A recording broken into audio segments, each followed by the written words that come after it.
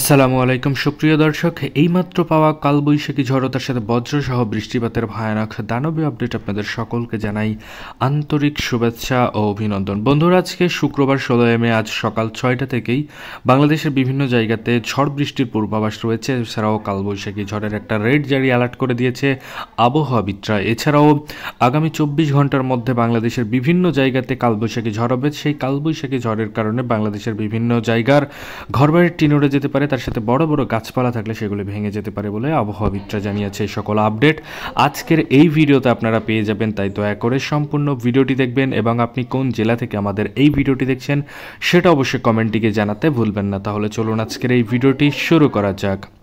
ভিডিওটি শুরু করার আগে ছোট্ট একটা রিকোয়েস্ট, আপনি যদি আমাদের চ্যানেলে নতুন দর্শক হয়ে থাকেন তাহলে অবশ্যই আমাদের চ্যানেলকে এখনই সাবস্ক্রাইব করে পাশে থাকা নোটিফিকেশন বেল আইকনটি বাজিয়ে রাখুন বাংলাদেশ ও কলকাতার আবহাওয়ার পূর্বাভাস সবার আগে লেটেস্ট আমাদের এই চ্যানেলেই দেখার জন্য।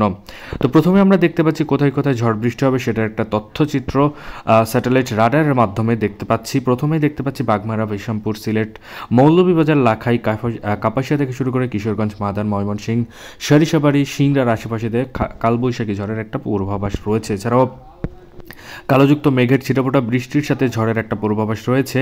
সিংড়া, বগুড়া, মহাদেবপুর থেকে শুরু করে বালুরঘাট, চড়াগাছাড়, রাজীবপুর, দিনাজপুর, ঠাকুরগাঁও, পঞ্চগড় এবং আমরা রংপুরের আশেপাশে দেখতে পাচ্ছি ঝড় বৃষ্টির একটা পূর্বাভাস রয়েছে।